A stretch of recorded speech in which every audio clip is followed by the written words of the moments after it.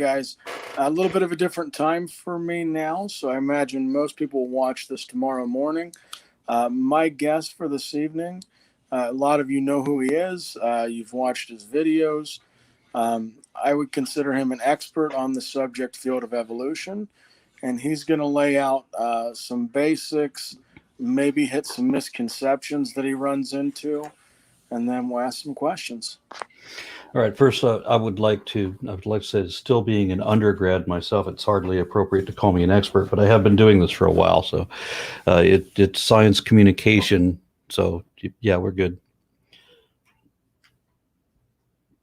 No, sounds good. So, when we're looking at evolution, we would say that Darwin's grandfather, or Darwin, was kind of the first family or group to see this difference. The finches and the Galapagos Island, if I'm not mistaken. Well, there were a lot of people that thought that that new species had to be evolving some way.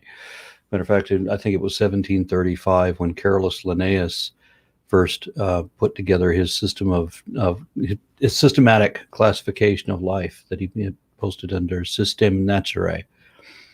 He discovered something when he was classifying all these organisms that he realized that they were in a series of daughter sets, descendant sets from ancestral groups, so that you would have 1 becomes 2, becomes 4, becomes 8, 16, 32, and so on. So we would, as these things descend, there's all these different boxes. Now, what he was expecting, being a creationist at the time, and he was convinced that new species could not come about except as an act of God. A special creation was required. So he was confused as to why he's seeing the pattern that he is, because it looks like an ancestral family tree.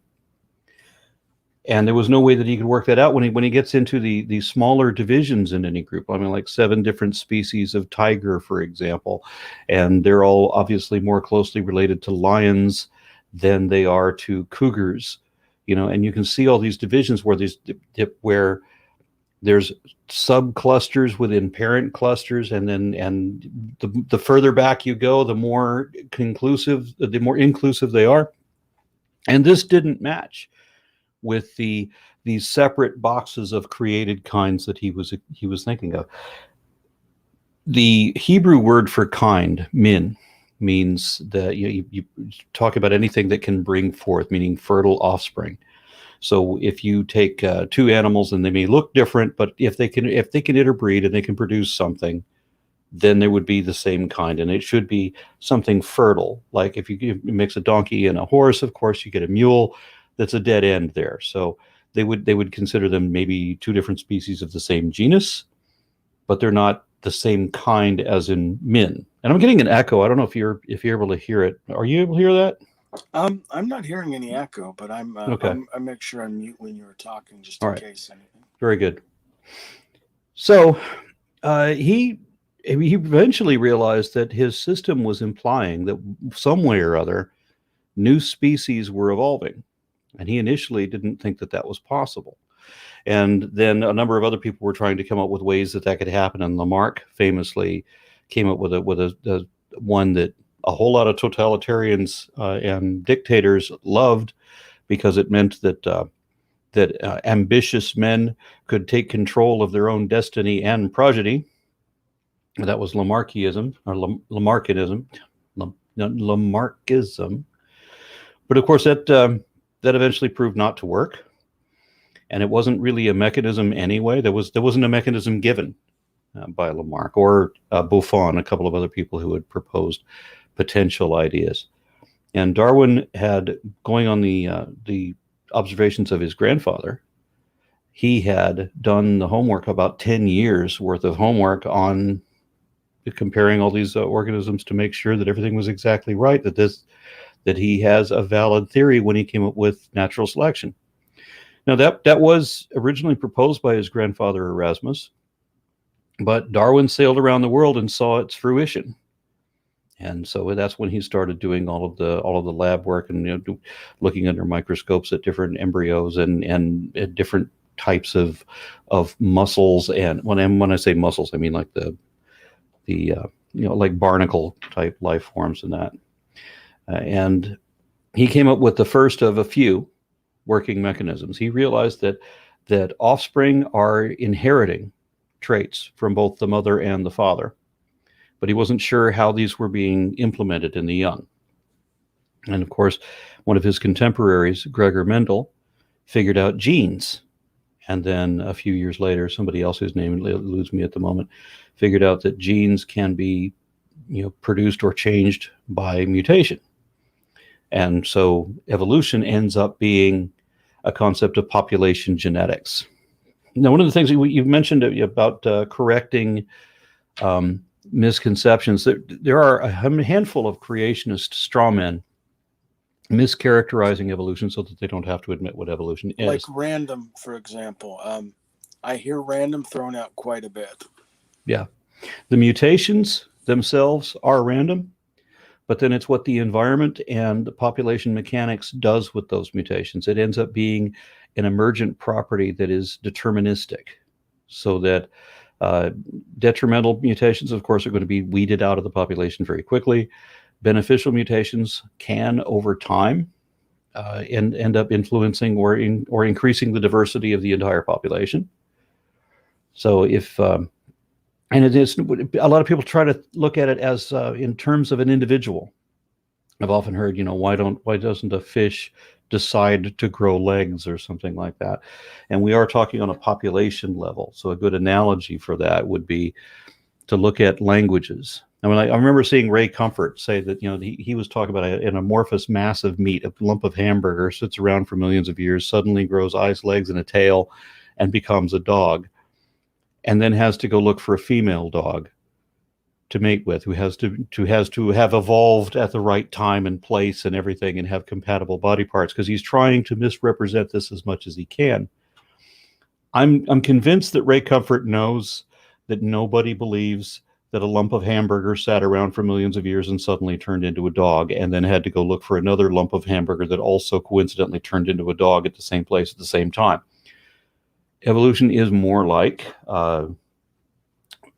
2,000 years ago, people were speaking Latin in Rome, and no one speaks Latin now. But the people who lived in Rome, the descendants of the people who lived in Rome, now speak Italian, which is a Latin-based language. So over time, Latin slowly became Italian. And you never had this one guy who's suddenly speaking Italian amongst all these Latin-speaking people, who suddenly has to go find a woman to speak Italian to. It didn't work that way. And that's from anagenesis. And then you have another form of evolution called cladogenesis, which is represented by Spanish, French, and Romanian, that are all Latin-based languages too, but they take up in different places. So Latin-speaking people spread out, and then in parts of Europe, they eventually become, 1,500 years later, they eventually become Spanish and French and Romanian, as I said. And if you read through ancient documents from this time, you can find where, like in Spain, 1,000 years ago, you can read something you realize that this is not Spanish yet, but neither is it quite, it's not Latin anymore. So it becomes less and less intelligible, so that a Latin-speaking person eventually can't understand what they're reading. And this is kind of the same thing with genetic compatibility when organisms speciate. So speciation is the big deal here. When you have everybody knows that you can take dogs and you can breed new varieties of dogs, and new varieties of corn, new varieties of cattle, chickens, everything. But at some point, they become so far apart genetically that they can't interbreed anymore. So you will breed out of wolves, you get a generalized dog. Then from that, you get hounds. And then from that, you get something like a bloodhound, to something like a basset hound, to something like a dachshund. And that dachshund is not going to interbreed with a wolf anymore. If all of the intermediates were removed, they might be chemically interfertile, but they're not physically compatible anymore. Something similar happens with the genetics. If you take one population of people, of anything really, but you take one population and isolate them, And we can use this, we can talk about genetics, or we can talk about the analogy of language. I mean, at no point are you going to have independently take a group of Latin-speaking people, isolate them on some island somewhere, and they're going to be speaking a different version of what was once Latin, or they might still be speaking Latin, but they're not going to be speaking French or Spanish or Italian, because that's too many coincidences compiled on top of each other. But subtle differences continue to build up. Every human has an average of, I think it's 128 mutations per zygote. And that's right at the moment of conception. And of course, you build up more mutations as you grow.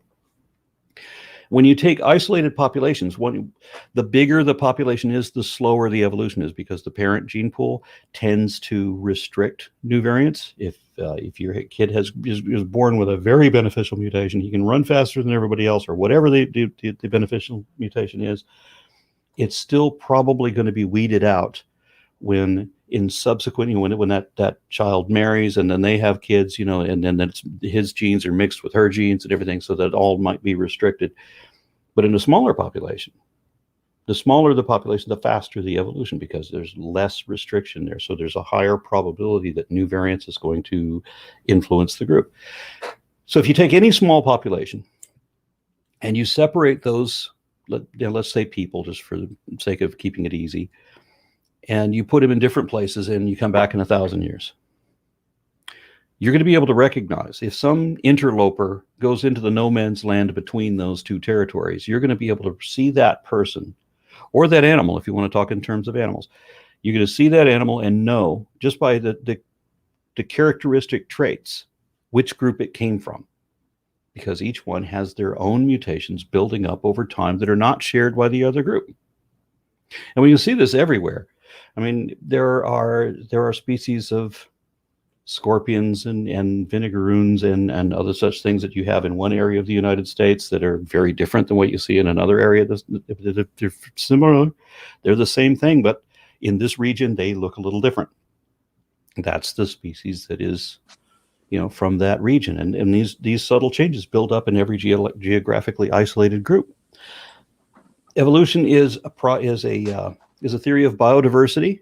So one initial species becomes two. And then that daughter set becomes, or those daughter sets become 4, become 8, and so on, except for when they occasionally go extinct, which doesn't happen that often, because we end up with tens of thousands of different species of, say, butterflies and so on. So I don't want to ramble anymore. I'll just go. Those are the ones that always get me when people tell me that, well, that's not evolution because it didn't turn into something else. It's still a frog. Or if you get a new species of fruit fly or finch in a laboratory, well, they'll say it's still a fly or it's still a finch. Of course it is. That's the law of monophyly. It's always going to be whatever its ancestors were. Evolution is descent with inherent modification. So you're going to end up with two sets from one ancestor. You'll get two sets of descendants that are both variants of that. They're different from each other, but they're the same. They're a modified version of whatever their ancestors were. Never in evolutionary history do we ever have one kind of thing turn into another fundamentally different kind of thing. It never happened in our own ancestry. We are still eukaryotes. We never stopped being eukaryotes. Every clade to which humans belong, or wherever apart, we are still that clade now. You brought up a really interesting point that sometimes I think we watch the movies and you see it's evolution and they're stronger, they're bigger, they're faster, they've developed telepathy, but that's not necessity of evolution. Yeah. It can actually be what we would call, I guess, for a bad way to word it, is de-evolution. Well, movies don't explain evolution at all. There was a movie called Evolution that just did a huge injustice to the study of evolution. It just misrepresented everything. So that it was like Pokemon, where one individual turns into something else. Yeah, that's just not at all how anything works. So I like to keep it with the analogy of language, because people can understand that that's a population level change. How Italian, slowly took over what was Latin and became Italian, became distinguished from Latin. This is obviously a population level. This didn't happen with a single person. The same with French and Spanish. So people can understand the evolutionary concepts with that analogy. Otherwise, they're going to go around thinking that a fish turned into a bird or something like that. Because a lot of people don't want to understand this. They want to make believe something else.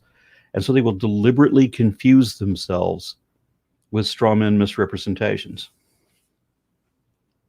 Yeah, and what would you say when you hear theists? Because now there's older theists, there's younger theists. What is your thoughts on people who are older theists, like me, who accept evolution? Well, we don't have as much to argue about, do we? I prefer talking to the young Earth types, the extremists, because it's so much easier to deconvert them. They've built a huge house of cards. It's all very fragile. It's so easy to kick the whole damn thing down. And then they will go from hardcore devout believer, find one flaw in their belief system, and now they're suddenly atheist. So that's just easy work.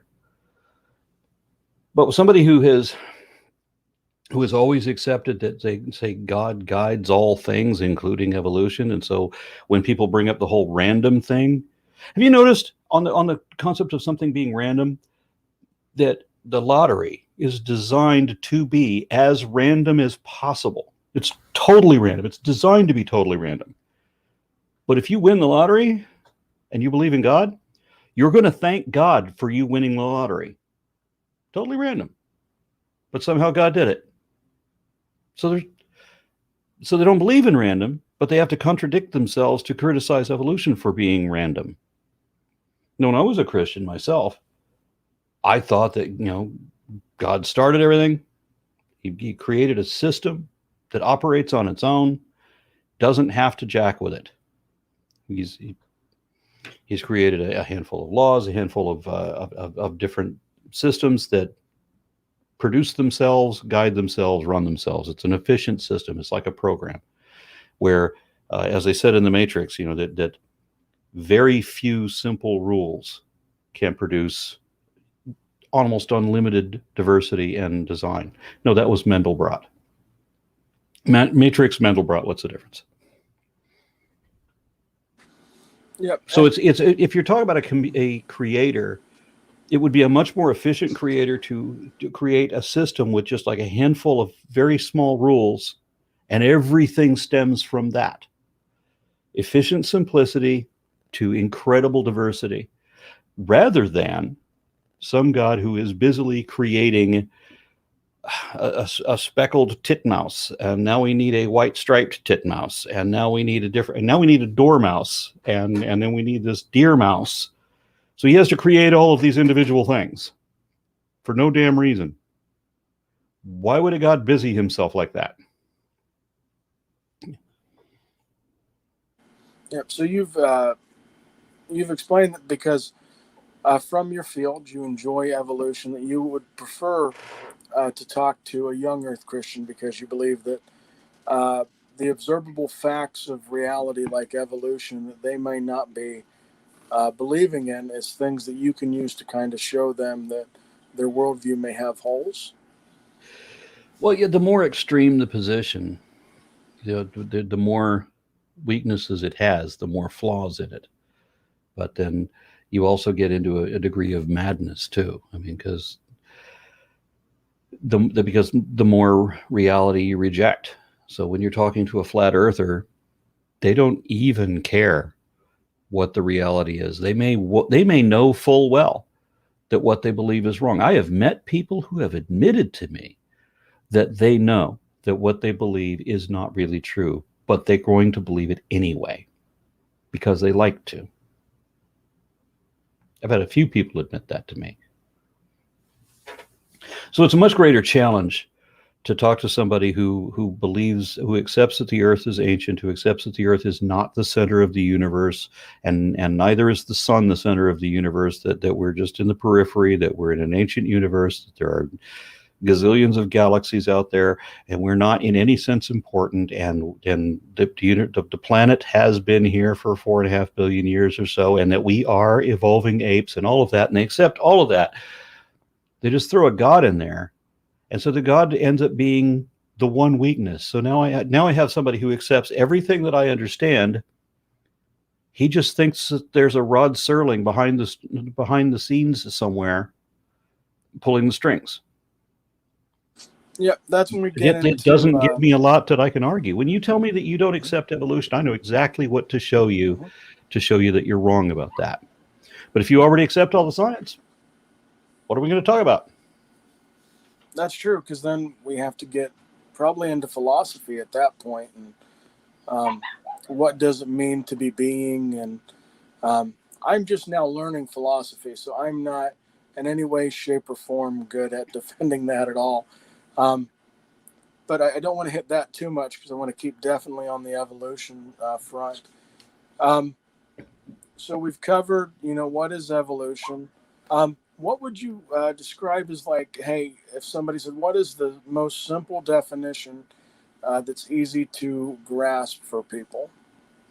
Well, there's two definitions you have to use in unison. They're both the same thing, but are different aspects of the same thing.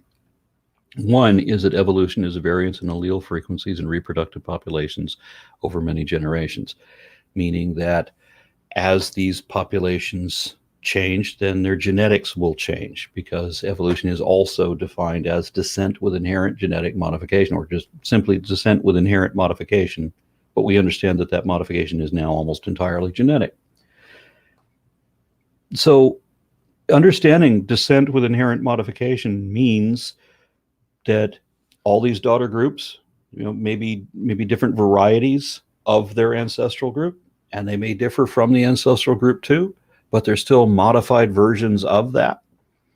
And as I said, we are still eukaryotes, we are still vertebrates, we're still animals, we're still mammals, we're still apes. To this day, we never stopped being any of the things that our ancestors were, except for the species name classification. That's the only thing that changes. Yeah, I've always thought that was interesting, because one of the common assertions is that, show me where an elephant became a mouse, or show me where a cat becomes a dog. As soon as you do that, I will believe. But like you were stating, that a human will always be a human, and when we're looking at animals, a dog will always be a dog, but a different type of dog, because you had mentioned earlier that kind is sometimes a word that gets abused and misdefined deliberately, so that where kind means whether the two individuals can interbreed and produce fertile offspring, other people are taking that to mean quite different species, even in a different genus, and they still look like the same thing. Even a 5-year-old would tell you they're the same kind of thing, and then you'll just treat that. So it's a very ambiguous and deliberately vague sort of classification. By that classification, if you ask a 5-year-old whether these two things belong together, the 5-year-old would classify a Tasmanian wolf as a canid, a dog, when it's a marsupial. It only superficially looks like a dog. The inside of it is very different. So, yeah, I'm interested in the classification of life forms, and that's not a lot of people are interested in that. Certainly not a lot of people passionate about it. So this can be a very dry subject for some people, but I find it fascinating. It looks like there might be a question in the chat for you. It says, does Aron Ra have thoughts? But I think maybe he's referring to this. I tried to explain that just meant that at some point, probably very early, ribosomes were successful for their hosts, that the line was the only one that survived, outcompeted the others. Well, we're not... If we're going to talk about evolution, and remember the definition is descent with inherent modification, and we understand that modification to be genetic, then if we're looking at the development of ribosomes, then we're looking at different processes. We're not yet into evolution. For example, some people would say that we've evolved from bacteria. And I say that arguably we don't, because while evolution may be a component at early stages with bacteria, there are other evolutionary mechanisms that are more involved. Like the origin of eukarya is a process called endosymbiosis. That's not technically evolution, or it wasn't. I think some people are trying to include that as an evolutionary process, but it really isn't. It doesn't. It's when two organisms subsume into each other, and so that's very different. That's not descent with inherent modification. That's a completely different process. So if you're using different processes, then we can't call it evolution yet. And another problem with the microbes, even when we get into something that is definitely qualifies as life, if we're talking about something like bacteria and archaea, then there's so much horizontal gene transfer that goes on contact between these other organisms that it muddies the water too much to identify an actual evolutionary ancestry. And so when we get into multicellularity, well, all of that horizontal gene transfer is mostly nullified, so that we get a good, clear phylogenetic tree emerging out of that mishmash web of horizontal gene transfer from the microbial stage. Yep. So when you hear the tagline, and I'm not saying the atheist or rocks tagline, but the one that says we evolved from rocks or moss on rocks, but you were describing that there were different types of evolution. What do you think was like that first spark of evolution? Well, as I said, we would have already had life, and we have to have genetics already, because evolution is population genetics. So there already has to be genetics for there to be evolution. And if you're talking about the origin of life, that's abiogenesis. That is a handful of different chemical processes in different environments. I've never heard the thing about life coming from moss on rocks, because moss is a life form, so that's already live. And rocks are in no way involved.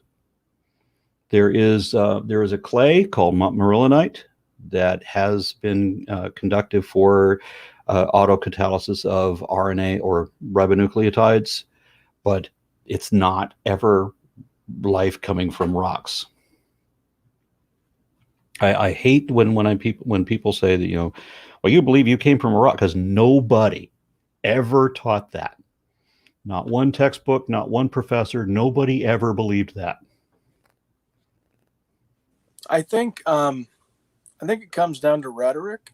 I think especially as the internet grew and more people have access to do YouTube channels, more people can produce papers, works, videos, that we've came to a position where we just want to strawman each other's position so much, instead of addressing like what would be the best version of that. So I don't see like how you are defeating evolution, for example, by strawmanning it, or how are you addressing an atheist or a Christian position if you're not going after what you believe is the best of that position. Yeah. And then we are getting towards the 29-minute mark, and I told you I would make sure that I held really close to that 30 minutes, because you have a couple other videos you're doing. Would you like to plug it so any of these viewers can follow you? Well, I don't know what the other things that are going on today, how to reference them to those. I'm going to just say that that my activism is my full-time gig, has been for a while now, and I need all the help I can get. So if you like what I do, please support me on patreon.com/ARONRA. And I appreciate it very much. Yep, and thank you to the chat, Titan, Brian, Abdul, RNG Gaming. Gonna go for it. Appreciate you watching. Cat the Humanist. All right, guys, if you enjoyed this conversation, please like and subscribe. If you have a theist friend, you can send them this video that a Christian was talking about evolution with an atheist, and maybe they'll get some of the basics, and then we can address what evolution actually says. All right, guys, I'm going to hit the outro once again. Aron, I appreciate you coming.